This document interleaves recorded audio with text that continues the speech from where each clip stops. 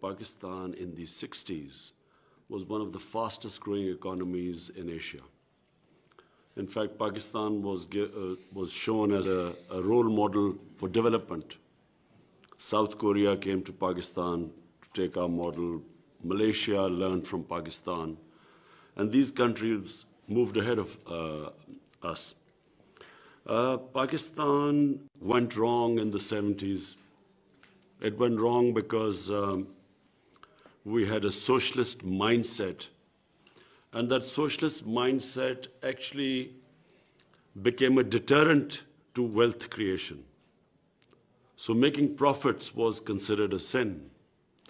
And that mindset then set us back. Nationalization took place. Some of our big industrialists, businessmen were hounded out of the country. And so we went backwards. And even though that socialist mindset went in the 80s and 90s, but unfortunately, socialism went, governments changed. But amongst the bureaucracy and some of the politicians, that mindset remained. So when people started making wealth, they were somehow discriminated or there was envy against them. So how are we different?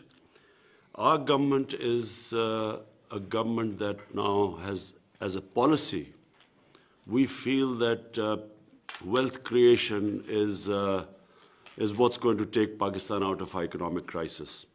We feel that wealth creation is how we will be able to pay our debts. We feel that wealth creation is what is going to raise people out of poverty in Pakistan. And the model of China is in front of us.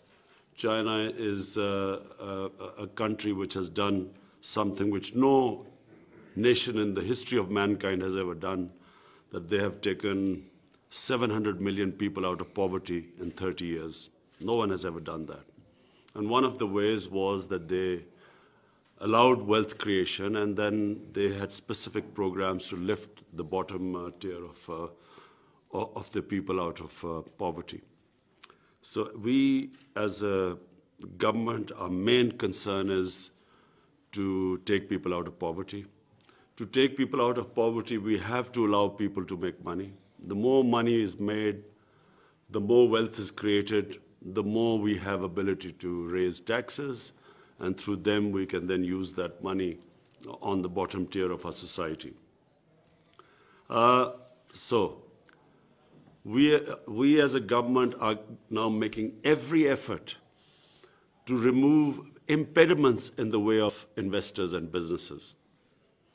We have an office set up in the Prime Minister's Secretariat, and the job of that office, a board of investment, is to make it easy for people to invest. And so this process has started. We are the only thing which we want to impose or eradicate in our society is corruption. Because corruption, unfortunately, makes it difficult for especially the small and medium industry to flourish, but also for investors, genuine entrepreneurs to prosper in a society. Corruption becomes the reason why countries also do not achieve their potential. So I can assure you that your concerns, we look forward to the paper which you're going to give us, that where are the problems happening. Some of us we already know because we've discussed the various issues Turkish investors faced in Pakistan. We have already discussed this. And we already, reason is erratic policy making, unpredictable policies, decisions changed midway through, and so no investor likes this unpredictability, and then you set out to invest something given a certain set of policies, and then midway through the policies are changed. We realize that that's what's been happening.